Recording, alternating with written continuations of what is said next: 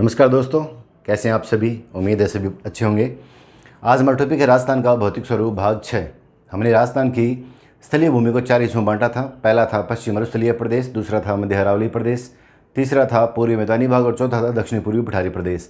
आज हम उसी ही चौथे भाग की बात करनी है, दक्षिणी पूर्वी पठारी प्रदेश की। तो एक बार यहाँ देखते हैं हम। टॉपिक हमारा दक्षिणी पूर्वी पठारी प्रदेश। रफ डायग्राम बना के यहाँ देखना चाहें तो ये है राजस्थान हमारा, और ये बीचों बीच है अरावली, और ये चौथा हिस्सा है दक्षिणी पूर्वी पठारी प्रदेश। तो पहला भाग इसका नाम था हमारा पश्चिमी मरुस्थलीय प्रदेश। पश्चिमी मरुस्थलीय प्रदेश इसका नाम था मध्य अरावली प्रदेश। इसका नाम था पूर्वी मैदानी भाग। पूर्वी मैदानी भाग। और ये जो चौथा हिस्सा बचता है राजस्थान का, मैं इसको डायरेक्ट कर रहा हूँ, ये चौथा हिस्सा बचता है। इसमें 2 दिशाएं हैं, पूर्व दिशा और ये दक्षिण दिशा। इसी हिसाब से दोनों का मिला जुला रूप कहलाता है दक्षिणी पूर्वी पठारी प्रदेश। दक्षिणी पूर्वी पठारी प्रदेश। हमें इस हिस्से की बात करनी है। आज हमारा टॉपिक है दक्षिणी पूर्वी पठारी प्रदेश, और इसमें पूर्व और दक्षिण तक राजस्थान का ये कोने वाला हिस्सा फैला हुआ है। और इसमें कुल मिला के 4 ज़िले आते हैं। 4 ज़िले इसमें कौन कौन से आते हैं? कोटा, बूंदी, बारां, झालावाड़, मुख्य रूप से ये 4 ज़िले आते हैं। इसके अलावा सवाईमाधोपुर, करौली और धौलपुर का हिस्सा भी इसके अंदर आता है।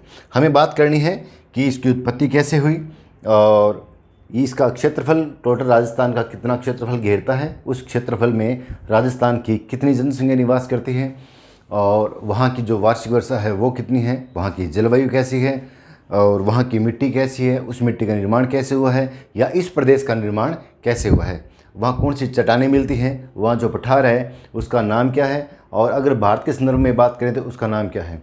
इसके अलावा दक्षिणी पूर्वी पठारी प्रदेश को कितने हिस्सों में बांटा गया है, उन हिस्सों का नाम क्या है और उनकी विशेषता क्या है। ये आता है कि सर्वाधिक नदियों वाला जो भौतिक प्रदेश है वो कौन सा है, या सबसे छोटा भौतिक प्रदेश है वो कौन सा है, सर्वाधिक वार्षिक वर्षा वाला प्रदेश है वो कौन सा है। तो इन सभी विशेषताओं को देखते हुए आज हम इसकी बात करेंगे। शुरू से बात करते हैं इसकी उत्पत्ति कौन से काल में हुई, तो एक बार इसको हम देखते हैं। उत्पत्ति के संदर्भ में अगर बात करें तो इसकी उत्पत्ति हुई थी मीसोजोइक महाकल्प में, या एरा में इसकी उत्पत्ति हुई थी। तो शुरू से हम चालू करते हैं। पहले एक बार यहाँ पर इसको देख लेते हैं मैप के अंदर। ये इस तरीके से ये जो ज़िले आते हैं ये हमारे चौथे भाग के अंदर आते हैं। मैं इसको डायरेक्ट कर रहा हूँ। प्रतापगढ़ का हिस्सा, झालावाड़ पूरा ज़िला, बारां ज़िला, कोटा ज़िला, बूंदी ज़िला। इसके अलावा सवाईमाधोपुर, करौली और धौलपुर का वो हिस्सा जहाँ पर चंबल नदी बहती है। तो इस प्रदेश का नाम है दोस्तों दक्षिणी पूर्वी पठारी प्रदेश। दक्षिणी पूर्वी पठारी प्रदेश। पहली बात तो इसका निर्माण कौन से महाकल्प में हुआ है या एरा में हुआ है। दूसरा, टोटल राजस्थान का कितना हिस्सा ये घेरता है। तीसरा, टोटल राजस्थान की जनसंख्या का कितना हिस्सा यहाँ निवास करता है। चौथा, यहाँ की वार्षिक वर्षा का औसत कितना है, यहाँ जो वार्षिक वर्षा होती है वो किस मानसून से होती है, और यहाँ की जो मिट्टी है वो कैसी है, यहाँ की जलवायु कैसी है, मिट्टी जो है उसका निर्माण किससे हुआ है, और यहाँ जो चट्टानें मिलती हैं वो किस प्रकार की चट्टानें हैं, और इसको कितने हिस्सों में बांटा गया है। इन सभी चीज़ों की हम बात करते हैं। तो शुरू करते हैं। आज हम इसकी उत्पत्ति के संदर्भ में बात करें तो इसकी उत्पत्ति कौन से महाकल्प में, एरा में हुई। तो उत्पत्ति जो हुई इसकी वो हुई मीसोजोइक एरा या महाकल्प में इसकी उत्पत्ति मानी जाती है। ये रही। और अब हम बात करते हैं इसके क्षेत्रफल की। ये कितना क्षेत्रफल राजस्थान का घेरता है। तो क्षेत्रफल के संदर्भ में बात करें तो टोटल राजस्थान का ये 7% हिस्सा घेरता है, और इस 7% में राजस्थान की कुल जनसंख्या कितनी निवास करती है। तो जनसंख्या की अगर बात करें तो 11% जनसंख्या यहाँ इस प्रदेश में निवास करती है। तो दोस्तों थोड़ा सा ये गौर करने वाली बात है, क्षेत्रफल कम है और जनसंख्या ज़्यादा है। अगर हम इस प्रदेश की बात करें तो यहाँ बताया था 60% क्षेत्रफल और जनसंख्या थी 40%। इसका मतलब क्षेत्रफल ज़्यादा और जनसंख्या कम, इसका मतलब ये कम संपन्न प्रदेश है। हमने 20 के अरावली प्रदेश की बात की थी तो मैंने बताया था 9% क्षेत्रफल और 10% जनसंख्या निवास करती है। इसका मतलब लगभग समान अनुपात में क्षेत्रफल के समान अनुपात में जनसंख्या निवास करती है। अगर हम पूर्वी मैदानी भाग की बात करें तो यहाँ था 23% क्षेत्रफल और 39% जनसंख्या निवास करती है। तो देखो आप, अगर आपसे ये पूछे कि चारों में से सबसे संपन्न प्रदेश कौन सा है या कहाँ जनसंख्या का घनत्व ज़्यादा है, तो बड़ा साफ है कि ये जो तीसरा प्रदेश है हमारा पूर्वी मैदानी भाग, यहाँ क्षेत्रफल के लगभग दुगने अनुपात में जनसंख्या निवास करती है। अतः यह जो प्रदेश है पूर्वी मैदानी भाग, यह संपन्न प्रदेश माना जाता है। हमें बात करनी है दक्षिणी पूर्वी पठारी प्रदेश की, तो यहाँ क्षेत्रफल है 7% और जनसंख्या है 11%। आगे बात करते हैं हम, यहाँ की जो वार्षिक वर्षा है वो कितनी है, पूरे साल भर में कितनी वर्षा यहाँ पर होती है और कौन से मानसून से वर्षा होती है। तो वार्षिक वर्षा दोस्तों होती है 80 से 120 सेंटीमीटर वार्षिक वर्षा हमारे दक्षिणी पूर्वी पठारी प्रदेश में होती है। इस प्रदेश में जो मानसून आता है वो इस दिशा से आता है, इस दिशा से मानसून यहाँ प्रवेश करेगा और यहाँ वर्षा करेगा, इस भाग में वर्षा करेगा। वर्षा कितनी करेगा, 80 से 120 सेंटीमीटर वार्षिक वर्षा करता है। ये वर्षा जो होती है किस मानसून से होती है, अगर हम मानसून की बात करें यहाँ पर मानसून कौन सा राजस्थान के दक्षिणी पूर्वी पठारी प्रदेश में वर्षा करता है, तो मानसून होगा हमारा यहाँ पर बंगाल की खाड़ी से आने वाला मानसून। बंगाल की खाड़ी से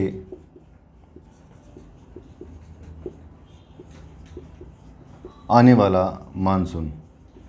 थोड़ा सा मैं भारत का मैप बनाकर बताना चाहूँगा कि ये मानसून कैसे कैसे प्रवेश करता है।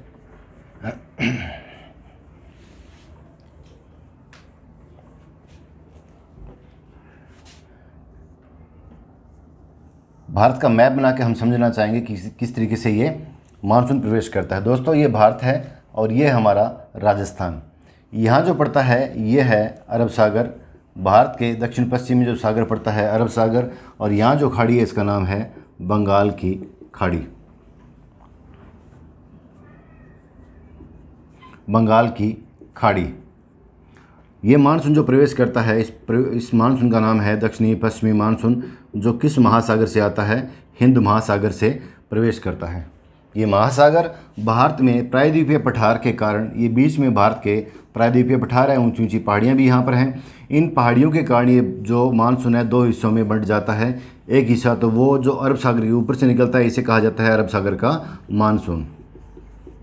अरब सागर का मानसून इसे कहा जाता है। जो मानसून बंगाल की खाड़ी के ऊपर से निकलता है इसे कहा जाता है बंगाल की खाड़ी का मानसून। तो दो तरीके से मानसून भारत में प्रवेश करता है, एक तो करता है अरब सागर वाला, एक करता है बंगाल की खाड़ी का मानसून। हमें तो ये बात करनी है कि राजस्थान के बीचों बीच ये है पर्वतमाला, जिसका नाम था अरावली पर्वतमाला, और ये जो चौथा हिस्सा था हमारा, इस हिस्से में वार्षिक वर्षा जो होती है वो होती है 80 से 120 सेंटीमीटर। कौन से मानसून से होती है दोस्तों, ये जो मानसून आता है ये यहाँ वर्षा करता है, और जो राजस्थान में प्रवेश करता है गुजरात के ऊपर से जो प्रवेश करने वाला मानसून है वो आएगा, लेकिन आगे अवरोधक न होने के कारण ये मानसून सीधा निकल जाएगा और आगे जाने के बाद में उत्तराखंड में जाकर वर्षा करता है। राजस्थान इससे वंचित रहता है। अरब सागर से राजस्थान में वर्षा नहीं होती है, केवल एक जिले को छोड़कर सिरोही में जो ऊंची ऊंची पहाड़ियाँ हैं, गुरु शिखर है, शेर है, देलवाड़ा है, जरगा है, उन पहाड़ियों के टकरा कर ये मानसून वर्षा करता है, और अन्यथा किसी भी ज़िले में वर्षा नहीं होती है, बहुत कम होती है। ये मानसून जो आता है बंगाल की खाड़ी वाला मानसून, ये मेघालय में गारो, खासी, जंतिया, इन पहाड़ियों में टकराकर मानसून इस तरीके से इधर मुड़ेगा, घूमेगा, मूव करेगा और इस तरीके से समकोण पे आकर अरावली के टकराएगा और चौथे हिस्से में यहाँ पर वर्षा करता है। यही कारण है कि समकोण पे आने के कारण ये मानसून आगे नहीं निकलेगा और एक अरावली जो है एक अवरोध का काम करती है और यहाँ सर्वाधिक वर्षा का कारण बनती है। तो चौथे हिस्से में सर्वाधिक वर्षा का कारण जो है वह अरावली की स्थिति है। और किस मानसून से होती है, तो हम कहते हैं बंगाल की खाड़ी से आने वाले मानसून से यहाँ पर वर्षा होती है। दूसरी बात, एक बात और भी बता दें आपको कि ये जो मानसून है अरावली के कारण इस तरफ नहीं पहुँच पाता है पश्चिम मरुस्थलीय प्रदेश में, इसलिए इसे कहा जाता है वृष्टि छाया प्रदेश। वृष्टि छाया जो प्रदेश है वो जो ग्रीष्मकालीन मानसून है उसके लिए माना जाता है अरावली की या अरावली जो है उसके विपरीत दिशा में जिस तरफ से मानसून आता है उसकी दूसरी तरफ जो हिस्सा बचता है वो कहलाता है वृष्टि छाया प्रदेश, और यहाँ पर वर्षा नहीं होती है। हमें बात करनी है दक्षिणी पूर्वी पठारी प्रदेश की। हमने मानसून की बात कर ली, अब हमें बात करनी है यहाँ की जलवायु कैसी है। यहाँ की जलवायु है अति आर्द्र, अति आर्द्र। जलवायु से मतलब होता है वायु में जल की उपस्थिति। बड़े बड़े से अगर शब्दों में देखा जाए तो जलवायु का मतलब होता है वायु में जल की उपस्थिति कितनी है। अगर हम बात करें शुष्क, शुष्क का मतलब हुआ वायु में जल की उपस्थिति न के बराबर है। जो सूखी हवा है जिसको हम लू बोलते हैं वो कहलाती है शुष्क जलवायु, बहुत कम जल की मात्रा होती है। अगर हम बोलें उप आर्द्र, उप आर्द्र, तो दोस्तों इसके अंदर वायु के अंदर जल की मात्रा थोड़ी सी होती है, शुष्क से थोड़ी सी ज़्यादा मात्रा रहती है, इसे क्या कहा जाता है उप आर्द्र। अगर हम इसकी जगह लिखें आर्द्र जलवायु, इसका मतलब पर्याप्त मात्रा में जल की मात्रा जो है वायु के अंदर रहती है वो कहलाती है आर्द्र जलवायु। अगर इसी वायु के अंदर जल की मात्रा ज़्यादा मात्रा में रहती है तो उसे कहा जाता है अति आर्द्र जलवायु। और ये जलवायु कहाँ की है, जो दक्षिणी पूर्वी पठारी प्रदेश है वहाँ की जलवायु है। नेक्स्ट है दोस्तों हमारा मृदा। यहाँ की जो मिट्टी है वो है काली दोमट मिट्टी, काली दोमट या दोमट मृदा, मृदा काली दोमट मिट्टी है। इसमें पानी को रोक कर रखने की या अवशोषित करने की क्षमता ज़्यादा होती है, इसलिए यहाँ ज़्यादा पानी वाली फसलें होती है। जैसे हम बात करें कपास की या हम बात करें संतरा की, जो बागवानी फसलें हैं उनका उत्पादन भी यहाँ ज़्यादा होता है। बात आती है कि इस मिट्टी का उत्पादन कैसे हुआ है या इस मिट्टी का निर्माण कैसे हुआ है। अगर हम काली दोमट मिट्टी के निर्माण की बात करें तो इस मिट्टी का निर्माण हुआ है ज्वालामुखी उद्गार से, ज्वालामुखी उद्गार से इस मिट्टी का निर्माण हुआ है। ज्वालामुखी उद्गार से मतलब ये है कि पृथ्वी है, पृथ्वी के अंदर गर्म लावा था इस तरीके से, और ये गर्म लावा है और बाहर का टेम्परेचर कम है, अंदर टेम्परेचर ज़्यादा है।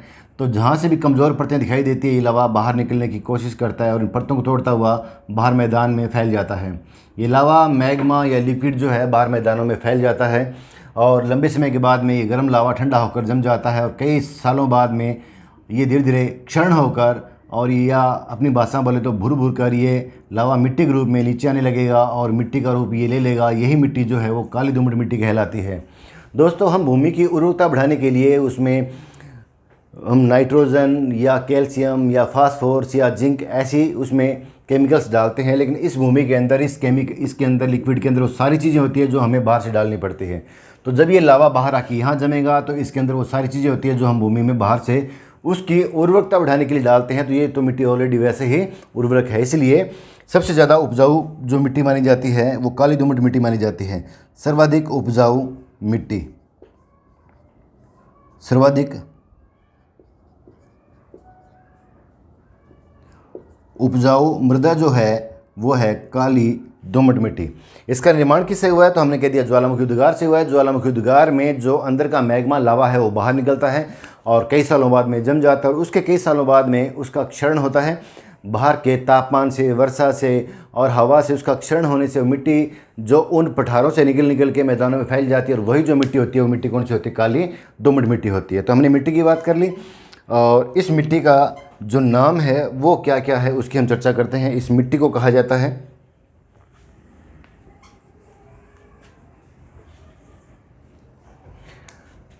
इस मृदा का नाम है, एक तो काली दोमट मिट्टी होगी, एक इसे कहा जाता है रेंगूर मृदा या मिट्टी, एक इसे कहा जाता है कपास मृदा। कपास का उत्पादन ज़्यादा होता है इसलिए इसे कहा जाता है कपास मृदा, और किसे कहा जाता है वर्टिसोल्स, इसे कहा जाता है वर्टिसोल्स। ये इसका वैज्ञानिक नाम हुआ वर्टिसोल्स। इस प्रकार दोस्तों हमने काली दोमट मिट्टी की भी बात कर ली।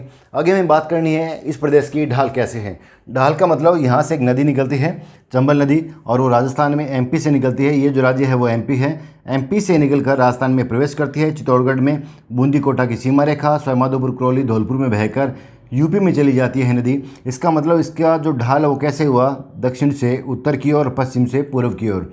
तो हमें चौथे भाग की अगर ढाल की बात करनी है तो हम स्पष्ट बता देंगे कि जैसे चंबल नदी बहती है वैसे उसकी ढाल है। तो चंबल नदी कैसे बहती है, तो हम कह देंगे चंबल नदी बहती है दक्षिण से उत्तर और पश्चिम से पूर्व की ओर।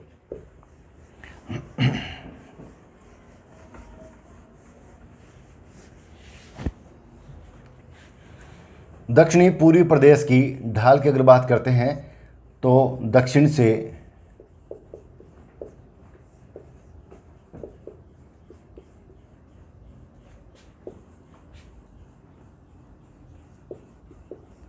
उत्तर व पश्चिम से पूर्व की ओर। एग्जाम्पल के तौर पे अगर हम देखें तो नदी का नाम आ जाएगा चंबल। वैसे तो इसकी सहायक नदियां हैं, उनकी ढाल भी ऐसे ही है, लेकिन मुख्य रूप से जो नदी मानी जाती है वो है चंबल नदी। और चंबल नदी से याद आया कि चंबल नदी और इसकी सहायक नदियाँ, दूसरा ये है कि इस प्रदेश में सर्वाधिक नदियां हैं, सभी की सभी लगभग चंबल की सहायक नदियां हैं।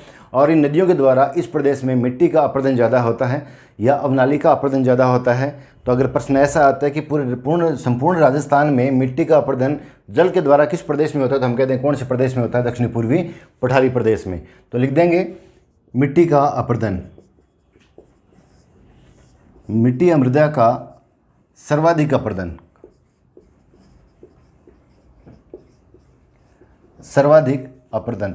सर्वाधिक से मतलब ये हुआ कि सर्वाधिक मिट्टी का अपरदन किससे, जल से या हवा से। तो हम बात करेंगे जल के द्वारा, क्योंकि हवा के द्वारा मिट्टी का अपरदन सर्वाधिक इस प्रदेश में होता है, पश्चिम मरुस्थलीय प्रदेश में। हमें जल की बात करें तो जल के द्वारा मिट्टी का सर्वाधिक अपरदन किस में होता है, दक्षिणी पूर्वी पठारी प्रदेश में। तो मिट्टी का सर्वाधिक अपरदन जो होता है जल के द्वारा वो कौन से प्रदेश में होता है, तो हम कह देंगे दक्षिणी पूर्वी पठारी प्रदेश में होता है। दक्षिणी पूर्वी पठारी प्रदेश में सर्वाधिक मिट्टी का अपरदन होता है। नेक्स्ट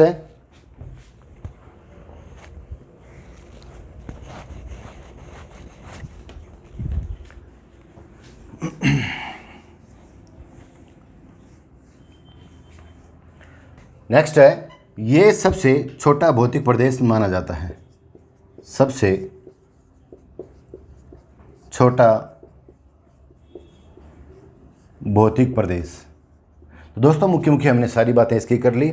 इसमें कुल मिला के 4 जिले आते हैं, वो भी हमें नोट करना है।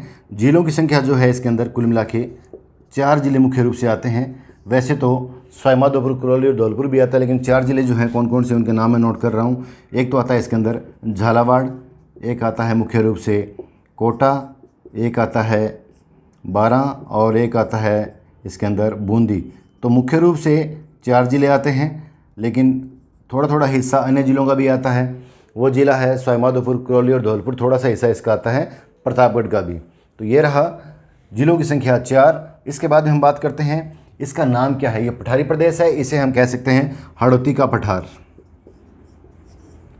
हाड़ौती का पठार। और इसे मालवा के पठार का उत्तरी हिस्सा भी कहा जाता है, मालवा के पठार का उत्तरी हिस्सा। प्रश्न ये बनता है कि मालवा का पठार राजस्थान में विस्तृत है, तो बिल्कुल है। अगर हम भारत के संदर्भ में बात करें तो ये रहा हमारा भारत और ये रहा राजस्थान। यहाँ से यहाँ तक ये पूरा मध्य प्रदेश है, और मध्य प्रदेश में यहाँ जो पठार है इसका नाम है मालवा का पठार। और इसी पठार का जो इस हिस्से में जो क्षेत्र है वो है हमारा दक्षिणी पूर्वी पठारी प्रदेश। तो अगर भारत के संदर्भ में बात की जाएगी और पूछेगा कि मालवा के पठार का किस राज्य में विस्तार नहीं है और है, तो 4 राज्यों का नाम आ जाएगा, दे देगा वो यूपी, एमपी, राजस्थान और गुजरात। तो इन तीनों राज्यों में इसका विस्तार है, लेकिन यूपी में इसका विस्तार नहीं है। मालवा के पठार का राजस्थान के दक्षिण पश्चिम में विस्तार है, और किसका हिस्सा है, दक्षिण पूर्वी पठारी प्रदेश का हिस्सा है। ये हम तभी बात करेंगे जब भारत के संदर्भ में बात करेगा, अन्यथा इसे हम कहेंगे हाड़ौती का पठार। तो दोस्तों आज ये हमने इसकी तो बात पूर्ण कर ली दक्षिणी पूर्वी पठारी प्रदेश की। अब हमें बात करनी है इसके विभाजन की, इसको कितने भागों में बांटा गया है। तो विभाजन को देखें तो इसको लगभग 2 भागों में विभाजित किया गया है। वो 2 भाग कौन कौन से हैं उनकी चर्चा करनी है। विभाजन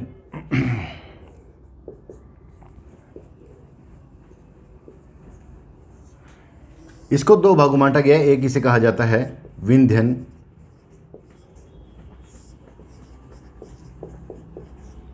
कगार भूमि, और एक इसे कहा जाता है,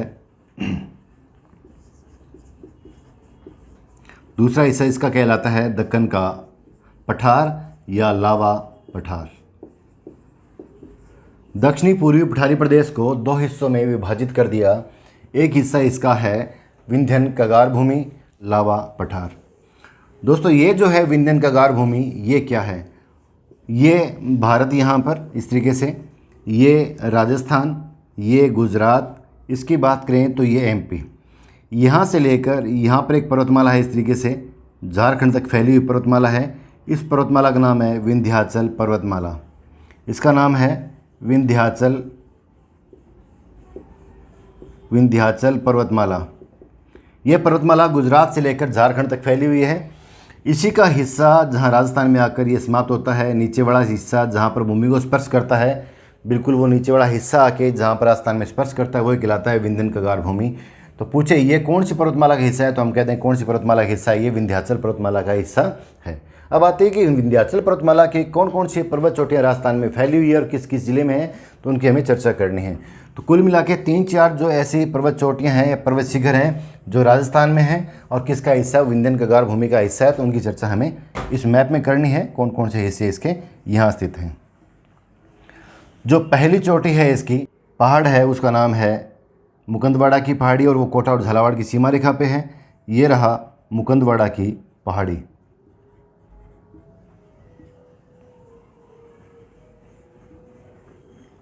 मुकुंदवाड़ा की पहाड़ी कोटा और झालावाड़ की सीमा रेखा पे है। इसकी विशेषताओं की बात हम करेंगे। उसके बाद में दूसरी जो आती है वो आती है रामगढ़ की पहाड़ी। ये रही 12 में रामगढ़ की पहाड़ी।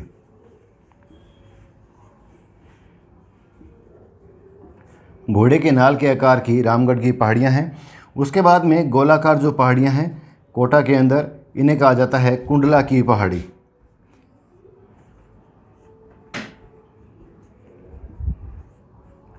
कुंडला की पहाड़ी याद करना आसान है, कैसे कोटा और कैसे कुंडला। कोटा की पहाड़ी भी बोल सकते हैं और कुंडला की पहाड़ी भी इसको बोल सकते हैं। बूंदी की बात करें तो बूंदी में बहुत सारी अर्धचंद्राकार पहाड़ियाँ हैं, आधे चांद के समान गोलाकार पहाड़ियाँ हैं। इन्हें कहा जाता है बूंदी की पहाड़ी या अर्धचंद्राकार पहाड़ी। बूंदी की अर्धचंद्राकार पहाड़ी। तो दोस्तों इस प्रकार कुल मिला के जो पहले भाग में पहाड़ियाँ हैं या पर्वत शिखर हैं, उनमें से सबसे पहला जो है वो है मुकुंदवाड़ा की पहाड़ी। मुकुंदवाड़ा की पहाड़ी ये कुल मिला के 2 जिलों में है। एक तो आता है इसके अंदर कोटा और एक आता है इसके अंदर झालावाड़। झालावाड़ इसका नाम यहाँ के राजा मुकुंद सिंह के नाम पे रखा गया था और इस पे एक दुर्ग बना हुआ है, उस दुर्ग का नाम है गागरोण दुर्ग। गागरोण दुर्ग। और ये गागरोण दुर्ग जो है ये 2 नदियों के संगम स्थल पे बना हुआ है, इसलिए इसे जल दुर्ग की श्रेणी में भी रखा गया है। जल दुर्ग की श्रेणी में भी रखा गया है। बाकी हम बात स्पेशल दुर्ग का जो टॉपिक होगा उसमें करेंगे। 2 नदियाँ कौन कौन सी हैं उन नदियों के नाम नोट करते हैं। एक तो आती है काली सिंध नदी और एक है आहू नदी। आहू की जगह ऑप्शन में आ जाएगा काली सिंध और परवन, वो ऑप्शन नहीं होगा। सही आंसर इसका काली सिंध और आहू नदी के संगम स्थल पे कौन सा दुर्ग बना हुआ है? गागरोण दुर्ग। और इसे किस श्रेणी में रखा गया है? जल दुर्ग की श्रेणी में रखा गया है। जल दुर्ग का मतलब होता है ऐसा दुर्ग जिसके कम से कम 3 तरफ पानी हो, तो क्या कहलाएगा? जल दुर्ग कहलाएगा। दूसरा इसके बारे में कहा जाता है कि बिना नीम का किला है। बिना नीम का किला।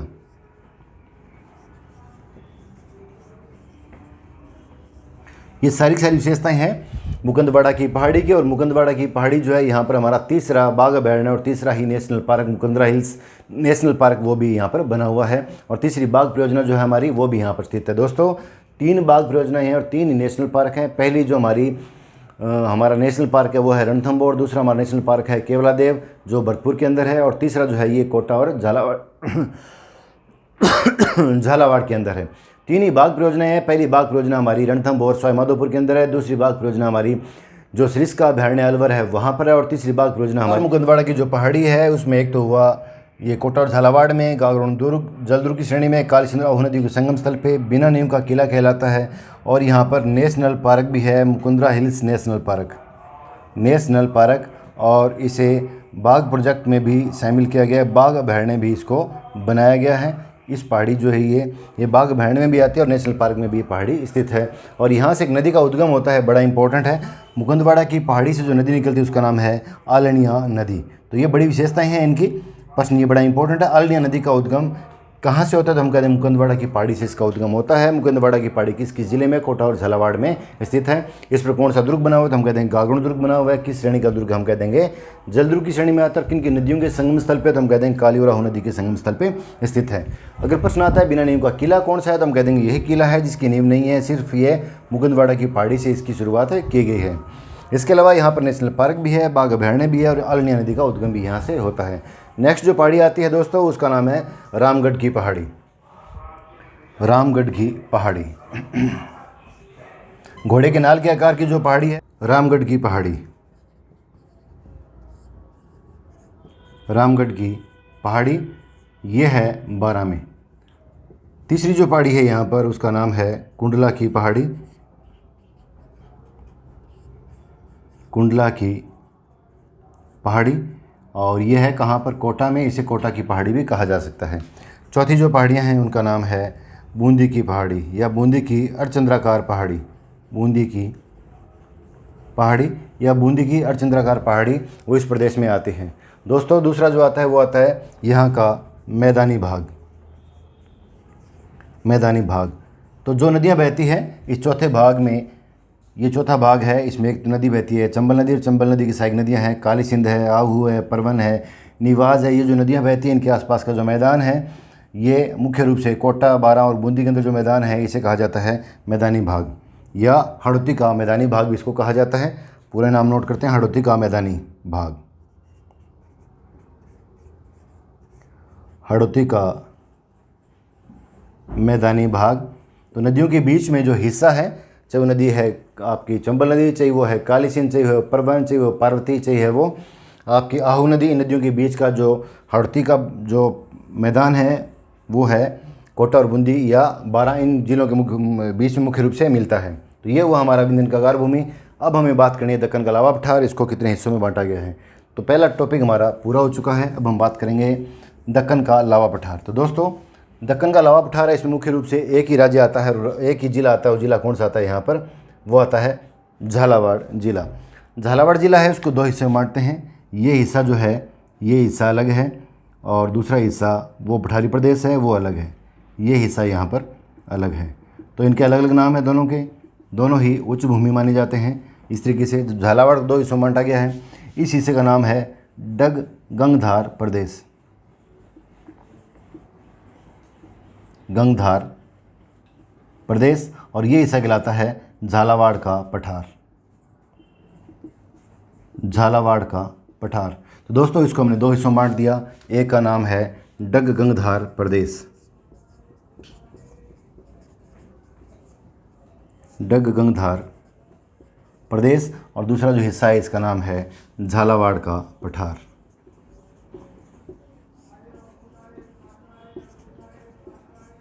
पठार।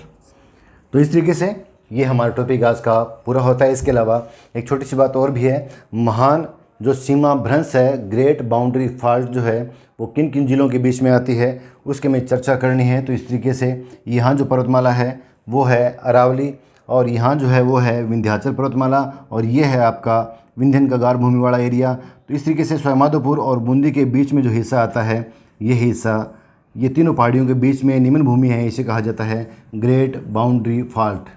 ग्रेट बाउंड्री फॉल्ट इसे कहा जाता है या महान सीमा भ्रंश भी इसको कहा जाता है। प्रश्न ये आता है राजस्थान में ग्रेट बाउंड्री फॉल्ट में कौन कौन से ज़िले आते हैं? तो हम कह देंगे एक तो आता है इसके अंदर बूंदी और एक आता है इसके अंदर सवाई माधोपुर जिला मुख्य रूप से सम्मिलित किए गए हैं। आगे आता है रंगीन पहाड़ियाँ किस ज़िले में स्थित हैं? तो हम कह देंगे सवाई माधोपुर जो है उसमें रणथंभौर अभयारण्य है, वहाँ पर रंगीन पहाड़ियाँ मिलती हैं। तो सवाई माधोपुर में ही कौन सी पहाड़ियाँ मिलती है? रंगीन पहाड़ियाँ। रंगीली या रंगीन पहाड़ी कहाँ मिलती है? सवाई माधोपुर में पहाड़ी। इसका कारण ये है कि यहाँ पर 3 पहाड़ियों का आपस में मिलन होता है। एक तो अरावली की पहाड़ी, आपके विंध्याचल पर्वतमाला, और तीसरा ये जो विंध्यन का गार भूमि है या मालवा के पठार का उत्तरी हिस्सा है, या हम कह दें का जो दक्षिण पूर्वी पठारी प्रदेश है उसका हिस्सा, मिला जुला हिस्सा जो है, इस तरीके से 3-4 प्रकार के रंग की पहाड़ियाँ हमें कहाँ मिलती है, स्वयं में मिलती है। इसलिए यहाँ की पहाड़ियों का क्या कहा जाता है, रंगीन पहाड़ियाँ कहा जाता है। तो दोस्तों आज के टॉपिक में हमने शुरुआत की दक्षिणी पूर्वी पठारी प्रदेश। ये हमारा जो राजस्थान का भौतिक प्रदेश का अंतिम हिस्सा था। 6 हमने इसके पार्ट किए, लगभग कोशिश की है कि आपको सारा का सारा बड़ी तरीके से करवाया जाए। अब जो भी पेपर में हम प्रश्न पुराने आने की संभावना है तो लगभग आप प्रश्न इनको सॉल्व करोगे। तो आज का हमारा टॉपिक दक्षिणी पूर्वी पठारी प्रदेश कंप्लीट हो चुका है। अगर आपको ये अच्छा लगा है तो इसे लाइक करें, शेयर करें, सब्सक्राइब करें। जय हिंद, जय भारत।